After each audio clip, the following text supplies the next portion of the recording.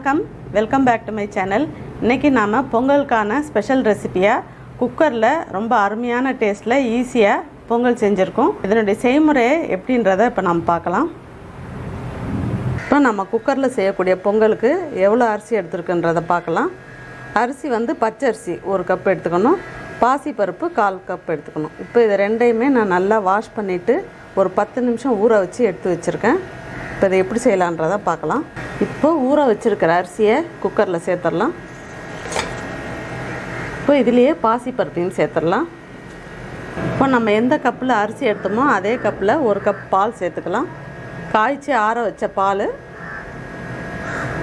அதை 1 கப் சேர்த்துக்கலாம். இதுலேயே 4 கப் அளவில் தண்ணி சேர்த்துக்கணும். பாலோடு சேர்த்து மொத்தம் 5 கப் சேர்த்துருக்கோம். இந்த அளவில் வச்சா தான் நல்லா பொங்கல் நல்லா சாஃப்டாக வெந்து வரும். இப்போ நம்ம குக்கரை மூடிடலாம். வெயிட் போட்டு ஒரு 5 விசில் வரணும். ஏன்னா பொங்கல் வந்து நல்லா குழைவாக இருக்கணும். இப்போ நம்ம பாகு காய்ச்சிக்கிறதுக்கு ஒரு சாஸ்பேன் எடுத்துக்கலாம். இப்போ நம்ம எந்த கப்பில் அரிசி அழுந்தோமோ அதே கப்பில் 1.5 கப் வெல்லம் சேர்த்துக்கணும். இப்போ இதில் வெல்லத்தை சேர்த்துடலாம். இப்போ இன்னொரு 1/2 கப்பையும் சேர்த்துடலாம்.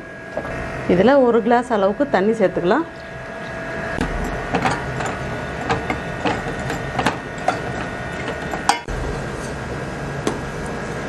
வெல்லத்தோட பச்சை வாசனை போகிற வரைக்கும் நல்லா காய்ச்சி எடுத்துக்கணும். வெல்லம் நல்லா கலர் செஞ்சு நல்லா கொதிச்சிருச்சு. இப்போ இதை நிறுத்திடலாம்.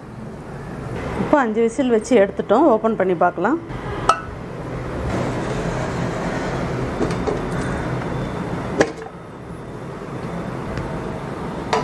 நல்லா குழைவாக வெந்திருக்கு. இப்போ அதை நல்லா அதை கரண்டியால் ஒரு தடவை மசிச்சிக்கலாம்.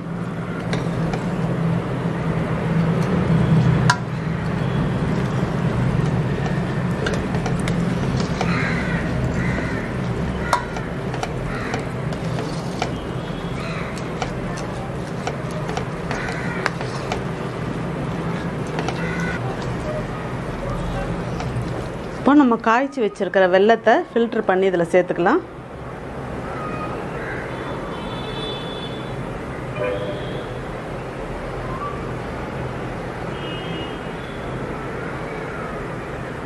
வெல்லம் சேர்த்துட்டு நல்லா மிக்ஸ் பண்ணிக்கலாம்.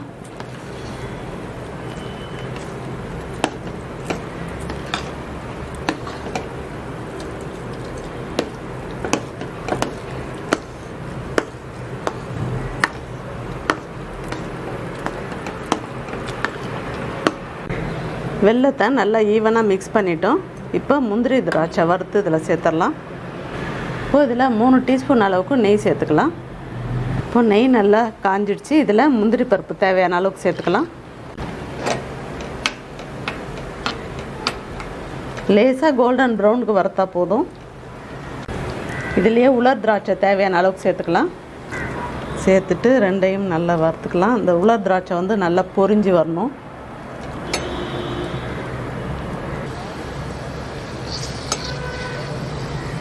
திராட்சை வந்து இது மாதிரி நல்லா பொரிஞ்சு வரணும்.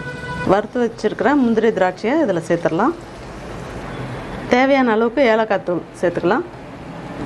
சேர்த்துட்டு ரெண்டையும் நல்லா மிக்ஸ் பண்ணிக்கலாம். இவ்வளோ அருமையாக வந்திருக்கு பாருங்கள். சரியான கன்சிஸ்டன்சியில் குக்கரில் இது மாதிரி ஈஸியாக பண்ணிடலாம். பிகினர்ஸாக இருந்தால் இதை யூஸ் பண்ணி இதே மெத்தடில் செய்யுங்க. ரொம்ப அருமையாக வரும்.